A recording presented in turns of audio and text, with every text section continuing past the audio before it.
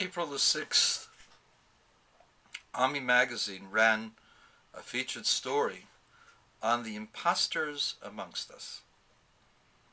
These are the people who outwardly practice orthodoxy in the Jewish fashion, but inwardly they have ideologies that are heretical. So says the author. And he describes the problem at length, that these are not just people coming from the outside, but people who are FFBs, even people who are studying in Kollel and becoming poskim, but inwardly they have no real belief in Yiddishkeit. And the author talks about how he went at length to get these people to speak to scientists, giving them different perspectives, and indicating that these people are basically people who have certain problems, and these problems are mostly emotional, not rational, but because they are exposed to the ungodly elements of the internet, therefore they are abikursim.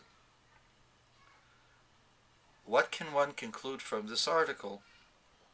That if you turn off the internet, they will no longer be orthoprax amongst your children.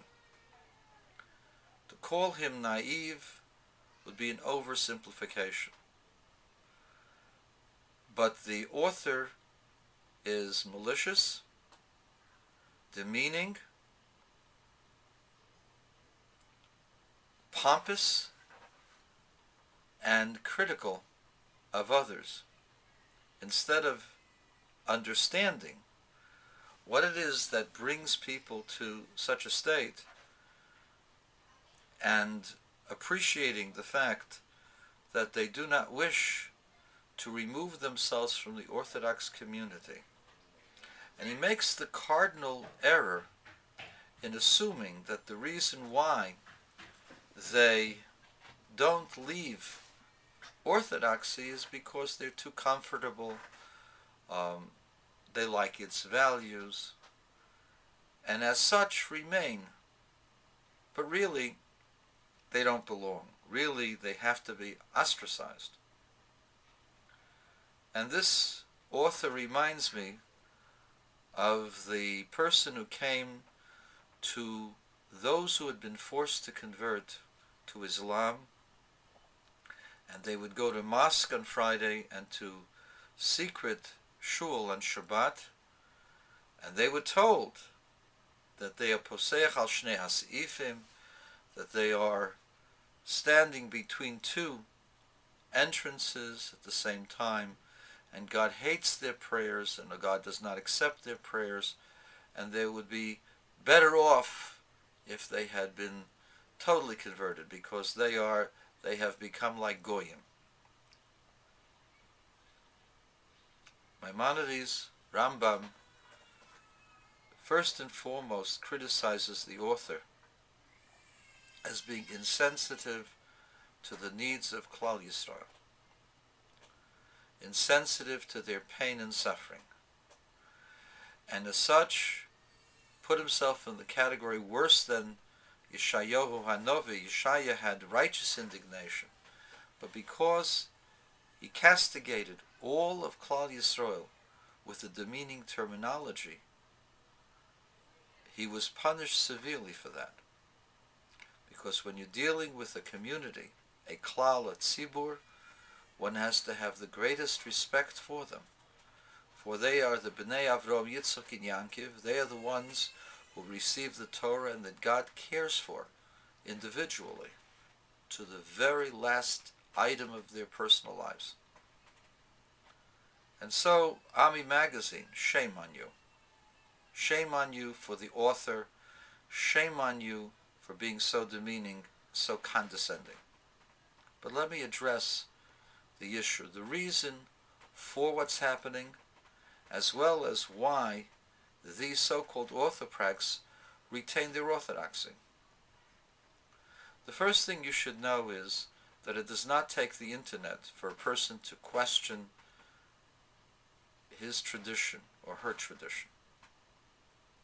There are many things that cause a person to question. The second thing you have to realize is that Yisrael ma'aminim b'nei ma'aminim.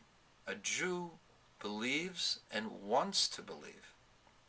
And because the Jew wants to believe, the Orthoprax, so-called, will remain in the Orthodox community because they want the Torah to be right. Not because they don't want it to be. They want orthodoxy to win. But they have many questions. And the questions are not necessarily answered by people who are pompous, condescending, call names, and have certain opinions about people who question. I'll give you an example, as painful as it is for me to share some things with you. This may be a series. When I was younger,